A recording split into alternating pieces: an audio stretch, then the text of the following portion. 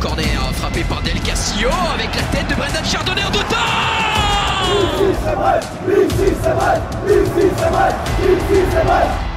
Ouest France et It West présentent toute l'actu du Stade brestois avec David Guézenec, Alexis Xaja et Laurent Frétinier. Un podcast animé par Tom Rossi.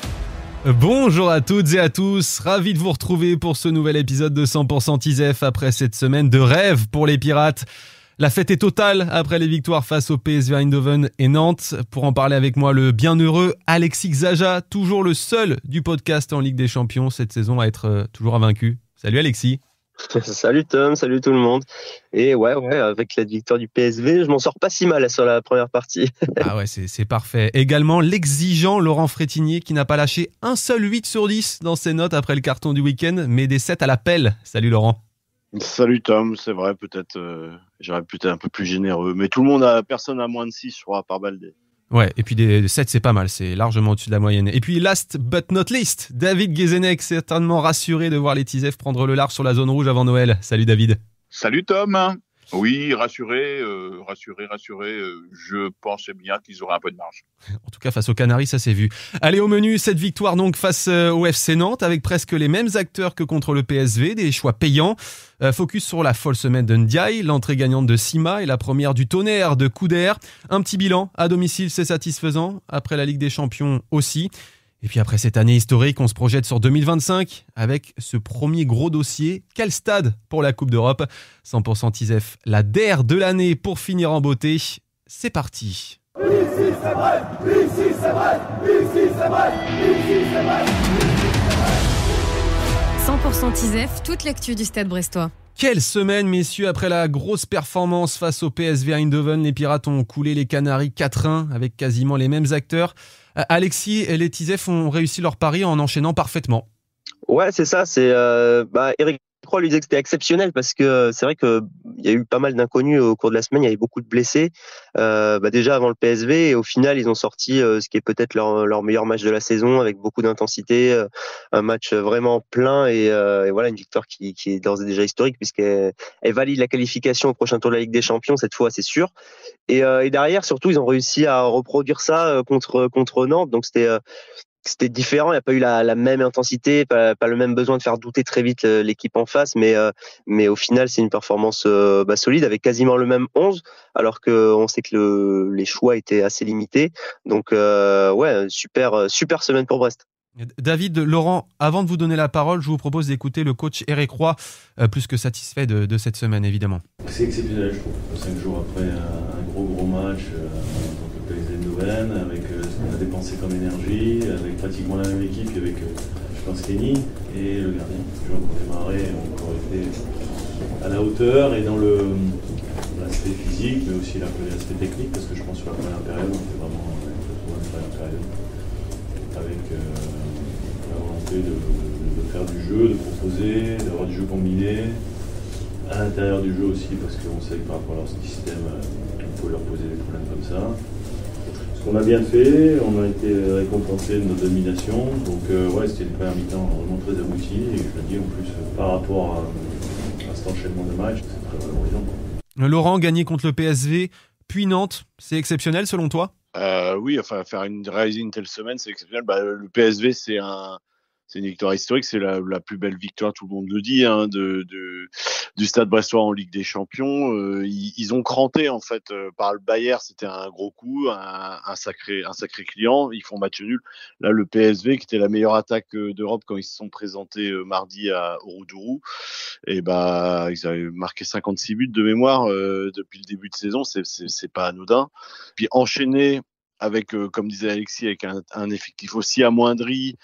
Dans un match avec une grosse pression quand même, c'était un vrai match à 6 points face à Nantes, parce que une défaite à domicile aurait été un gros coup d'arrêt. Un match nul n'aurait pas créé l'écart qu'il y a avec, comme disait David, avec la fin de classement. Donc oui, c'est exceptionnel. Ouais. Comme l'est l'année, ça les collègues vont mieux pouvoir le dire. Ça, on verra ça à la fin. David, sur cet enchaînement de matchs.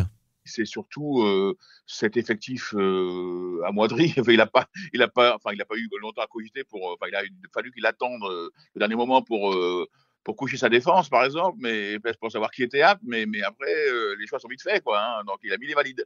Donc en effet, c'est compte tenu de l'effectif qu'il avait contre Nantes, c'était une sacrée réussite que de gagner dans ce contexte-là, après 5 jours après l'énorme investissement qu'ils avaient mis contre Eindhoven.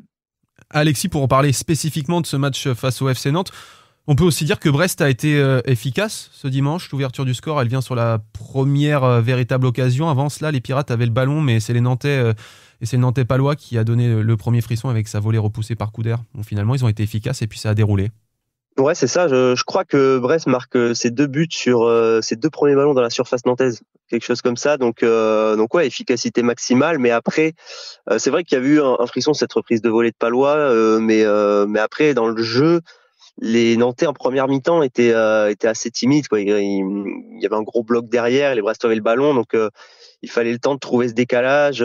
C'était un long travail de patience. Et Eric Roy parlait de la volonté de créer des circuits de passe, du jeu combiné au cœur du jeu, justement pour gêner ces Nantais qui étaient avec une défense à 5 au début du match, donc très présent sur la largeur.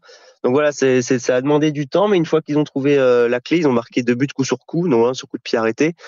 Donc c'est sûr que ça, contrairement à certains matchs là des dernières semaines où l'entame était difficile, c'est sûr que ça, c'est plus simple après quand on mène 2-0, même si la deuxième mi-temps était meilleure côté nantaise. En tout cas, oui, l'entame avec cette réduction de l'écart. Laurent, on a vu de la maîtrise après dans la deuxième partie de la deuxième période. On a surtout vu des entrants percutants. Sur la première mi-temps, Couder a été bon dans son intérim de Bizot, parce qu'il fait quand même 4 arrêts. Alors je dirais pas que c'est des arrêts décisifs, mais c'est des arrêts déterminants quand même. Et c'est important ça, parce que Nantes a eu des occasions, même si Brest a maîtrisé dans le jeu, notamment comme disait Roy dans la virgule sonore à l'intérieur du jeu, donc son choix stratégique. Mais c'est vrai que après la fin du match, c'est les entrants qui ont mis une sacrée percussion, et notamment Abdel Hassima, mais aussi Mathias Pereira-Lage. Et puis n'oublions pas Romain Fèvre, que quand il joue bien, ce serait injuste de pas le mentionner. Il lance aussi Abdel Hassima sur un de ses 2 buts. On va parler de ces super subs dans le prochain sujet. David, est-ce que tu as vu une équipe brestoise en maîtrise face à de bien pâles Canaries, on va pas se mentir? J'ai vu surtout une équipe brestoise efficace. Antoine Couborel rappelait-lui en conférence de presse que Nantes est entré 30 fois dans la surface brestoise, quand Brest est entré 15 fois dans la surface nantaise. Après, c'est la capacité à finir. En transition rapide, les Brestons ont été extrêmement efficaces en fin de match. En fin de match, parce que ça a quand même été long à se décider.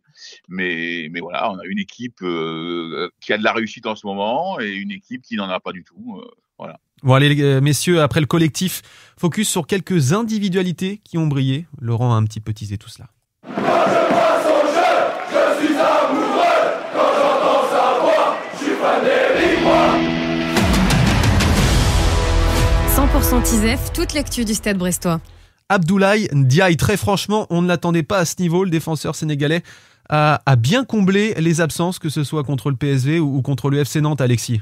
Oui, c'est la surprise de la semaine, puisque il a été titularisé en Ligue des Champions pour la première fois mardi, du fait des absences de Koulibaly et de Le Cardinal. Et il a enchaîné aussi là contre Nantes, et au final il fait 2 très belles prestations, et c'est d'autant plus remarquable qu'il s'est blessé dès le début du match. En fait, il s'est blessé au niveau du pied, il avait une grosse entaille, il s'est fait recoudre à la mi-temps, 7 points de suture, et au final il était de nouveau titulaire. Il y a eu une incertitude un petit peu, Roy nous a dit en conférence de presse que non, il savait que le joueur serait apte, mais en tout cas il n'était pas à l'entraînement en fin de semaine. Donc pour nous, on se demandait un peu s'il allait pouvoir tenir sa place, et il a très bien fait, il a encore été très bon. Eric Roy a été très dithyrambique sur lui, puisqu'il justement il disait que forcément avec une telle entaille, une telle blessure au pied, il y avait aussi des séquelles, et que lui, il avait une résistance à la douleur assez impressionnante, parce qu'il y avait encore du sang sur sa chaussette à la mi-temps là contre Nantes. Et au final, il a quand même fait un gros match. Donc vraie surprise de cette fin d'année 2024. David, il t'a épaté, ce jeune défenseur, 22 ans? C'est pas qu'il m'a épaté, mais c'est vrai qu'il partait de plus loin que les autres sur le début de saison. On pensait qu'il avait pris un peu de retard sur le Cardinal et sur Koulibaly. Et aujourd'hui, il montre qu'il est dans le match complètement, qu'il peut aussi, lui, être à niveau dans les conditions que vient de décrire Alexis en Ligue des Champions et d'être à niveau dans la foulée, dans la même semaine. Voilà, il y a 4 défenseurs centraux, comme l'a toujours dit Eric Roy, de qualité au Stade Brestois. Quand tout le monde sera d'attaque rétabli, il y aura des choix à faire. Et justement, est-ce qu'il peut prétendre à plus de temps de jeu en 2025, Laurent ? Ouais, je pense que de toute façon, alors en défense centrale, c'est toujours compliqué de faire trop de rotation, mais avec l'enchaînement des matchs, si Brest a la bonne idée de se qualifier en fin de semaine en Coupe de France, on va repartir en janvier pour un nouveau marathon, un bloc de 7 matchs, avec donc un tour de Coupe de France en semaine. Et avec cet enchaînement Ligue des Champions à l'extérieur à Gelsenkirchen et la réception du Real Madrid. Donc à nouveau bloc. Février sera aussi dense parce que il y a la qualification à minima en barrage. Donc de toute façon, avoir du choix pour Eric Roy, c'est bien parce que l'équipe tourne sans en avoir. Alors je pense qu'elle tournera encore mieux lorsqu'il en aura. Donc oui, je pense qu'il a un petit peu rebattu les cartes. Comme dit David, il était un petit peu en retard sur les 3 autres, mais il a vraiment comblé ça parce que il a montré des choses. C'est vraiment assez remarquable. C'est une super nouvelle pour Brest en tout cas, puisque faut pas oublier non plus que Koulibaly et le Cardinal ils avaient montré satisfaction depuis le début, donc d'avoir 3 défenseurs centraux de ce niveau-là, en plus du capitaine Chardonnay qui est là depuis plus longtemps, lui, et qui est un peu le cadre de cette équipe. C'est une très très bonne nouvelle pour les prochaines échéances qui, comme dit Laurent, seront très chargées. Ouais, sur ces échéances de janvier, pour entrer dans le détail un peu plus, il y aura Angers, Lyon, Rennes, le Shakhtar, Le Havre et le Real, avec, on l'espère, un match de Coupe de France intercalé entre ces rencontres. Quelques mots sur les entrants, messieurs. Ils ont vraiment été des super subs, comme disent nos amis anglais. Je pense évidemment à un autre Sénégalais, un certain Abdallah Sima, double buteur ce dimanche, David. Bah oui, il avait performé en Ligue des Champions. On l'a rencontré en fin de semaine dernière. Il nous disait, moi, j'aimerais bien aussi avoir cette même efficacité en Ligue 1. Il avait déjà marqué un but à Monaco, mais voilà, là, un doublé, ça va lui redonner confiance sur sa capacité. Enfin, on sait qu'il l'avait, mais a aussi marqué en Ligue 1 parce que, comme nous disait aussi Eric Roy, les joueurs, ils choisissent pas leur match. Abdallah Sima n'a pas choisi la Ligue des Champions pour marquer. Mais voilà, il peut le faire dans toutes les compétitions. Il a été un excellent entrant parce que Baldé avait fait aussi beaucoup de boulot pour un petit peu fatiguer la défense nantaise. Il a profité des espaces de transition rapide et de sa vitesse et sa force de percussion pour marquer 2 buts plein de sang-froid. Laurent, toi le spécialiste rugby, le Galtier, le sélectionneur des Bleus, il utilise souvent le terme de finisseur. Là, clairement, Sima, il l'a été. Hein. Alors Eric Roy l'utilise aussi en tant qu'adepte du rugby. On va pas faire un débat sur qui a utilisé en premier le mot finisseur. C'est Eddie Jones, l'ancien sélectionneur des Anglais. Mais Galtier l'utilise, l'a repris à son compte. Mais Eric Roy aussi. Et c'est clair que là, c'était des finisseurs. Pereira Lage, Fèvre, Sima, c'était très bien. Sima est impressionnant. On lui a demandé en zone mixte s'il savait à quelle vitesse il avait été chronométré. Avec les datas, maintenant, on sait à peu près tout. Et là, il savait pas récemment, mais il a déjà été flashé à 34 km/h. C'est plutôt pas mal et on l'a bien vu. On l'a bien vu sur le contre avec Pereira Lage. Sima, il arrive, il déboule de la droite, on le voit à peine arriver. Enfin, personne ne le voit arriver. Puis, comme dit David, c'est quel sang-froid, quelle frappe, impressionnant. Sacré joueur, quand même, sacré avançant. Alexis, Sima en sortie de banc, c'est peut-être aussi bien, voire mieux que titulaire. Je sais pas, parce qu'il avait aussi montré de bonnes choses, comme disait David, en Ligue des Champions en début de saison en étant titulaire. Après là, il a peut-être payé aussi le changement de système des derniers matchs où avec moins de choix, Roy a décidé d'avoir un système en 4-4-2 en losange, il a plutôt favorisé Baldé dans un rôle de titulaire, mais lui-même nous a avoué en conf qu'il a longtemps hésité. Et que ces 2 profils qui se ressemblent et que son choix a été payant en tout cas puisque Sima est rentré et a certainement profité aussi du travail de Baldé qui est aussi un joueur qui prend la profondeur, qui est une menace constante pour les défenseurs. Donc c'est clair que après faire rentrer un joueur qui a des jambes comme ça comme Sima et qui est capable, qui a une super finition aussi, c'est clair que c'est tout bénef pour Brest. Allez messieurs, on termine notre petit tour de ceux qui ont marqué des points avec évidemment la surprise, Grégoire Couder. Une première du tonnerre, Laurent, il a bien mérité son set dans Ouest France. Alors oui, c'est vrai que il a répondu présent. Comme tu le disais, dès le début, il a une frappe de Palois vers la 15e minute. Il fait en fait 4 arrêts en première mi-temps et pas des arrêts simples. C'est pas aussi décisif par exemple que Bizot qui a eu des arrêts réflexes incroyables mardi dernier, mais ce sont quand même des arrêts déterminants. Faut pas minimiser sa performance. Il n'avait pas joué depuis le 24 février à Strasbourg. Ça doit pas être simple quand on joue aussi peu de tenir ce rang-là dans un match crucial.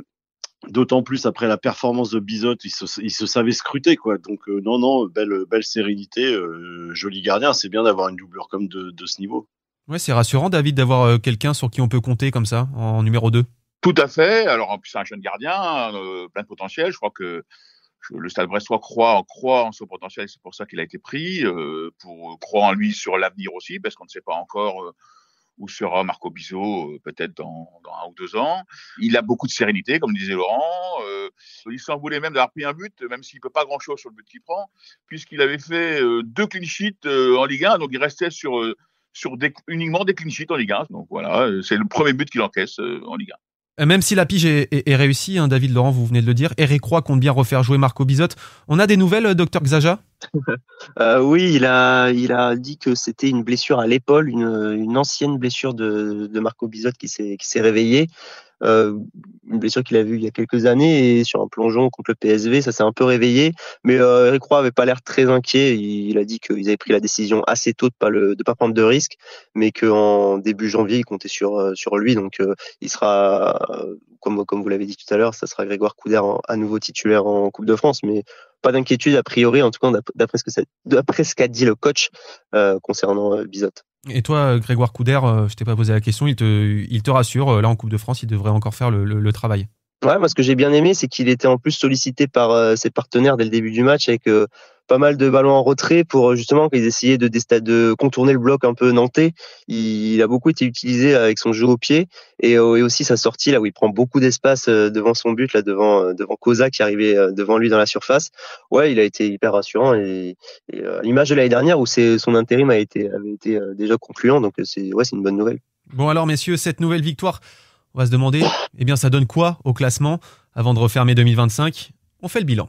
Le temps passé, beaucoup de choses ont changé. Qui aurait pu s'imaginer que le temps serait si vite écoulé? On fait le bilan, calmement, se remémorant chaque instant. Parler des histoires d'avant comme si on avait 50 ans. 100% Tisef, toute l'actu du Stade Brestois. Les Tisef prennent l'air après 15 journées. Ils sont 11e avec 19 points, 6 longueurs d'avance sur le barragiste Saint-Etienne, 1 de retard sur le top 10. L'Europe est à 5 points. Et à regarder de plus près, heureusement qu'il y a le blé. 5 des 6 succès étaient à domicile. Comment tu l'expliques, David ? C'est parce que tu es souvent là. Voilà, c'est ça. Mais Laurent est là aussi, donc c'est ça qui me pose question, parce que Laurent n'est pas performant à l'extérieur. Donc c'est sans doute pas ça l'explication. Je sais pas, comme le roue de roue en Ligue des Champions, le blé c'est un chaudron. Ils ont leurs repères, ils sont bien. Ce que je comprends pas moi, c'est pourquoi ils performent pas à l'extérieur. C'est pas pourquoi ils performent à le blé. Alors. Pourquoi ça marche pas à l'extérieur alors ? J'ai pas plus d'explications à l'extérieur pourquoi ça marche pas quoi. Pour moi c'est totalement illisible. Ils ont aussi joué des plus grosses équipes, un peu comme disait Roy, et il faut regarder le calendrier. Quand ils vont à Lille, la semaine dernière, actuellement sur une série de 15 matchs, qui est une des meilleures équipes de Ligue 1, ils étaient à Monaco avant Barcelone. Alors le vrai faux pas pour moi, c'est Montpellier quand même, parce que là, Montpellier c'est en après Ligue des Champions d'ailleurs, c'est le seul vrai faux pas de l'après Ligue des Champions.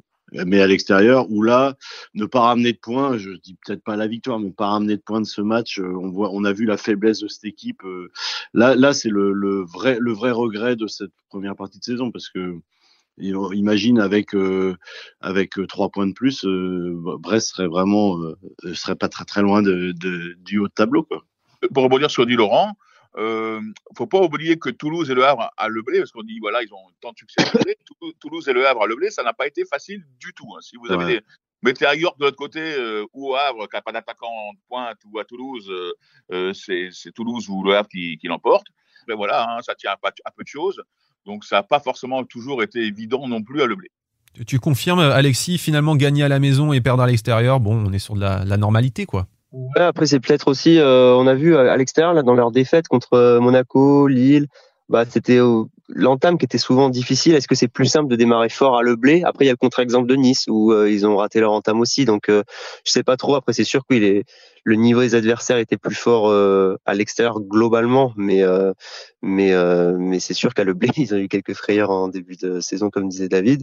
Mais ouais, je pense que le public ça joue et le niveau de l'adversaire forcément aussi. Et il y a une chose qui est sûre, c'est que dans cette saison qui est totalement exceptionnelle avec la Ligue des Champions, en plus ils y performent, rien n'est vraiment rationnel. C'est vrai que à Le Blé, il y a des choses qui ont tenu à un fil, et un de leurs meilleurs matchs à Le Blé, c'est Rennes où ils font égaliser à la fin. C'est ça ou un de leurs matchs référence sur le début de saison, début d'automne. Alors donc finalement, tout n'est pas rationnel avec cette équipe. J'ai l'impression dans cette année 2024. Quoi. Mais c'est ce qui est agréable à suivre aussi. Je te laisse le crachoir pour parler de l'autre particularité de ce début de saison. C'est cette tradition de contre-performance avant la Ligue des Champions et inversement après. On en parle souvent ici, Laurent. À part l'aspect du calendrier avec des plus grosses équipes et puis peut-être une forme d'usure mentale, et puis cette capacité de rebond à l'extérieur. Mais c'est vrai que comme David, j'ai pas beaucoup plus d'explications. Je crois qu'ils en ont pas beaucoup plus de leur côté non plus, parce que autrement, ils essaieraient d'y pallier. De toute façon, c'est clair qu'ils essayent d'y remédier, mais bon, on est un petit peu dubitatif face à ça. Mais bon, je pense que de toute façon, les choses vont changer avec les retours et tout ça. Je pense qu'il y aura moyen dès le 5 janvier d'aller faire aller accrocher Angers chez lui. Je dis pas que ça sera simple, mais parce qu'ils vont vendre leur peau, mais chèrement leur peau. Mais je pense qu'il y a moyen d'aller entamer une série là-bas. Donc, messieurs, on est tous d'accord pour dire que c'est un début de saison très correct au regard de l'enchaînement des matchs. C'est un contexte particulier. Mais alors, que dire de cette année entière 2024 ? Elle restera à jamais gravée. Est-ce qu'il y a un ou deux matchs que vous voulez mettre particulièrement en avant cette année, David ? 2024, moi j'étais sur l'année civile, on est d'accord. Tout à fait. Moi, je voulais parler un moment sympa pour nous, ça a été ce match à Toulouse qui les qualifie, quoi, où c'était tellement improbable, en plus le scénario faisait que Lille avait gagné son match précédent, qui s'est retrouvé en situation de chasseur et non de chassé, et je pense que c'est ce qui les a sauvés au final. Et voilà, on a vécu un moment, j'étais avec Alexis en zone d'interview, c'était un moment fantastique où on voyait les joueurs se lâcher, où Bilal Brahimi félicitait son coéquipier de Nice qui avait fait le job à Lille pour permettre en face à Brest de gagner à Toulouse. C'était vraiment des beaux, les demi de billard qui arrivaient pour fêter tout ça, l'hymne de la Ligue des Champions. Enfin, c'était un moment d'émotion très très sympa. C'est pas en termes de match, d'intensité, le meilleur qu'ils ont eu, parce qu'ils l'ont gagné finalement assez largement. Mais c'était un moment d'émotion vraiment vraiment très sympa de se trouver à Toulouse ce jour-là. Alexis, tout sauf Toulouse. Ouais, moi j'oublierai jamais le match, quelques matchs avant à Rennes, le 5-4, complètement improbable, complètement fou à l'image. Enfin, c'était la parfaite conclusion de cette saison où c'était un condensé d'émotions, de folie, tout ça. Et d'ailleurs, on y était tous les trois, Laurent et David, puisque Laurent, t'étais encore à Rennes, mais on avait vu ce match ensemble et ouais, c'était complètement fou le scénario. Brest qui sur les derniers matchs commençait qui avait été longtemps tout en maîtrise cette saison avec une défense hyper solide, et là il y avait que des scénarios complètement fous. Il y avait eu Metz, la victoire 4-3, la défaite à Lyon 4-3, et là encore 9 buts, ils étaient menés 2-0, ils ont à leur tour mené 2 buts avant de se faire reprendre, et le final, le but à la 96e minute de Brassier, formé à Rennes de la tête, lui qui était annoncé, on savait qu'il allait partir durant l'été, donc il y avait tout plein de symboles, et c'était la qualification pour la Coupe d'Europe. On savait pas encore que si ce serait la Ligue Europa ou la Ligue des Champions, mais ouais, c'est la première fois aussi où en zone mixte, David, tu te souviens, on avait l'impression que ça y est, les joueurs se lâchaient un peu, il y avait une forme d'aboutissement de quelque chose de grand. Donc c'était le début la fin de cette saison folle et le début de ce qu'on a vécu après avec la Ligue des Champions, où là aussi les premiers matchs ils sont inoubliables. Laurent, ton meilleur cru de 2024? Moi ça démarre. Alors j'avais la chance, comme dit Alexis, d'être à ce match incroyable à 9 buts au Roison Park, mais moi ça ça sera pas un match à l'extérieur et pour cause, mais ça restera évidemment cette Ligue des Champions avec des émotions qui sont montées crescendo. Et c'est important les émotions. Enfin, pourquoi on va au stade? C'est pour les émotions. Sturm-Graz, c'était le premier match de Ligue des Champions. Déjà, c'était costaud. Après, il y a eu cette victoire à l'extérieur. Bon, Alexis y était, notre chat blanc. Après, il y a ce match contre le Bayern, un sacré morceau quand même, champion d'Allemagne, je sais plus combien de victoires d'affilée, avec des joueurs de très grande classe, et l'égalisation de Pierre Lesmelou, ça a été quand le Roudourou a chaviré, c'est ces instants-là qu'on adore dans le foot. Et déjà là, ça a été un point important, mais mardi dernier, ça a tout dépassé parce que c'était le stade était encore en ébullition, et puis une victoire plus une qualif en Ligue des Champions, ça décuple les émotions. Franchement, c'était incroyable. Là, moi, je regrette pas d'être arrivé à Brest pour suivre cette équipe. Et tu m'étonnes. Je me souviens de Sturm-Graz, évidemment. Ce tout petit instant où on sent que c'est un match particulier, un match historique pour le Stade brestois, c'est l'hymne de la Ligue des Champions et les supporters qui scandent la fin de l'hymne de Champions. Ça donne des frissons. Messieurs, après le coup d'œil dans le rétro, on regarde droit devant. Stade brestois, Coupe d'Europe. Stade brestois, Coupe d'Europe. Stade brestois, Coupe d'Europe. 100% TISEF, toute l'actu du Stade brestois. Que peut espérer ce Stade brestois pour 2025 en championnat? Est-ce que les Pirates peuvent accrocher le wagon européen, David? Disons que là, évidemment, ce match contre Nantes les fait rebasculer du bon côté. Enfin, pas tout à fait, ils sont 11e, mais de regarder enfin vers le haut. Eric Roy nous indiquait hier en conférence de presse que la 7e, 8e et 9e place n'étaient pas si loin. Que, évidemment, ils vont récupérer des blessés parce qu'ils en ont quand même pas mal. Donc, voilà, les voyants reviennent au vert. Un effectif qui va s'étoffer de nouveau. Oui, ils peuvent. Alors c'est vrai que c'est bon an mal an. On dit un coup ils sont pas bien, ils vont finir 15e, un coup voilà. Mais là ils peuvent clairement viser vers le haut. Alors après il va toujours y avoir le janvier-février qui va être tellement intense en énergie dépensée qu'il faudra peut-être attendre fin février pour savoir ce qu'ils peuvent espérer. Alexis? Ouais, en tout cas, c'est super excitant parce que quand on a démarré la saison, on se disait, voilà, il y a la Ligue des Champions jusqu'à fin janvier pour la première fois avec le nouveau format, mais qu'après, a priori, ça serait fini, qu'en championnat, ça serait difficile de jouer sur les deux tableaux. Et au final, ils sont bien classés en championnat vu cette saison exceptionnelle. Et en Ligue des Champions, ils seront là au prochain tour. Donc, en tout cas, ça promet encore des rendez-vous assez fous. Donc l'Europe, je sais pas, première partie de tableau, oui, c'est sûr que ça sera leur objectif. Après, voilà, il faudra aussi bien négocier la reprise pour vraiment définitivement s'éloigner des places de derrière, quoi. Laurent, va falloir reprendre son souffle pendant les fêtes pour repartir très fort parce que ça va enchaîner. Bah oui, ils vont être. Alors en plus, Eric Roy peut pas faire tourner énormément pour la Coupe de France avec son effectif un petit peu décimé, mais malgré tout, ils auront des vacances derrière. Angers arrivera assez vite le 5, et là, comme je le disais tout à l'heure, c'est vrai que marquer un coup contre un mal classé, ça serait à l'extérieur, ça serait de bon augure. Derrière, il y a Lyon à la maison, mais bon, avec la force des TISEF à domicile, il y a peut-être moyen d'enchaîner une série et puis d'aller à nouveau titiller les Rennais au Roison Park, qui sont pas au mieux cette saison. Donc voilà, pourquoi pas une série, mais bon, comme je disais, il y a rien de logique ou de rationnel dans tout ça. On verra, mais ça sera très excitant. Mais c'est vrai que l'Europe, la Ligue Europa Conférence, ça semble quand même compliqué parce que je vois quand même ce qu'il y a devant, c'est du costaud, mais oui, je sais pas, espérer 7, 8e, 8 ou 9e, ça serait pas mal. Ouais. Et être dans la course à la fin pour vibrer sur les 3-4 derniers matchs, qui est un enjeu. 2025, messieurs, c'est aussi la Ligue des Champions, hein, évidemment. Au minimum les barrages en février ou directement les 8e de finale si les TISEF remportent encore au moins un match. Ou disputer ces rencontres. Le Stade de France, les Ultras n'en veulent pas. Ils l'ont scandé ce dimanche.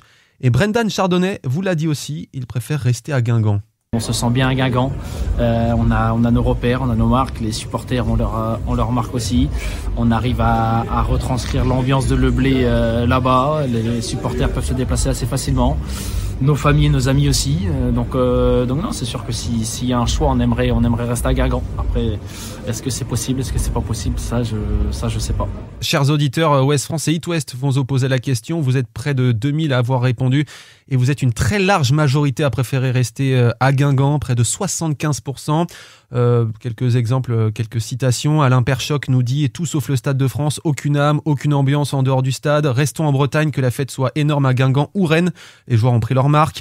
Le Stade de France serait probablement plus occupé par des spectateurs curieux que par des supporters acharnés, ce qui nuirait fortement à l'ambiance, selon Christian Castel.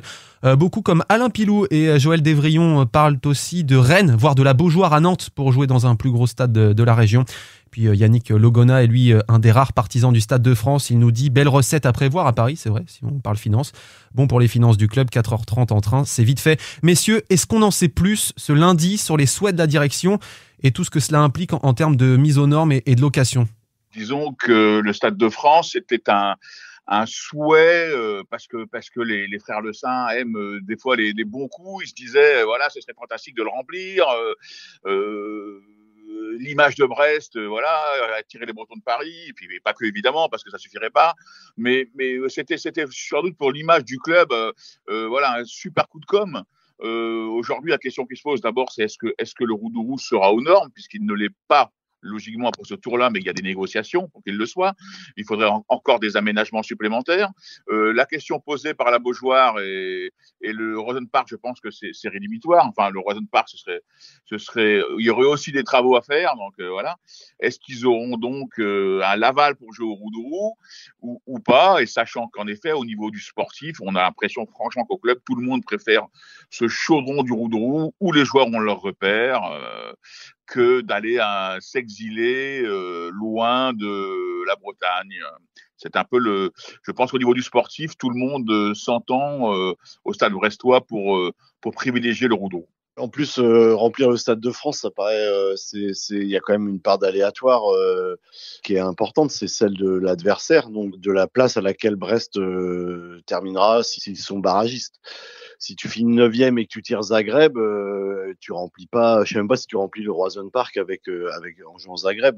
Donc, si tu mets que 40 000 au Stade de France en fermant les deux anneaux supérieurs, ça a aucun intérêt. Alors, il paraît que les frères Le Saint auraient un tarif, ne verraient pas le plein pot, parce que le plein pot, je crois que c'est entre 300 et 400 000. Puis toute la diaspora bretonne n'est pas supporter de Brest, même s'il y a une hype formidable. Ouais, c'est vrai que le Roudourou, c'est. Moi, j'aurais aimé un stade un peu plus grand, quoi. Donc, pour pouvoir faire profiter, pourquoi pas le Roison Park, mais l'option semble abandonnée. Pourtant, alors il y aurait des aménagements encore, mais pourtant le Roison Park a déjà accueilli la Ligue des Champions, mais c'était des matchs de poule et les normes deviennent de plus en plus exigeantes, plus la compétition augmente avec l'UEFA. Tout est bon pour ramasser un peu d'oseille avec nos amis suisses. Là, les matchs qu'on a vus au Roudourou, moi personnellement, ça me donne envie de voir la compétition se poursuivre là. Les ambiances qu'il y a eu contre le PSV, contre le Bayern, et là en attendant le Real Madrid, je me dis qu'en tout cas sportivement, ça peut être un vrai atout pour Brest. Donc moi je serais super curieux de voir la compétition se continuer ici.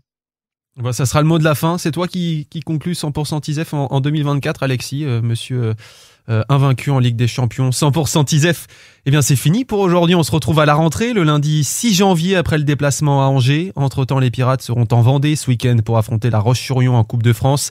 Abonnez-vous au podcast, suivez-nous sur Facebook et Instagram pour tout savoir. Vous pouvez par exemple écouter les interviews de Nolan Roux et Steve Elana. Bonne semaine, messieurs. Salut. Salut Tom. Salut Tom et bonne fête à tous. Bon match et bonne fête tout le monde.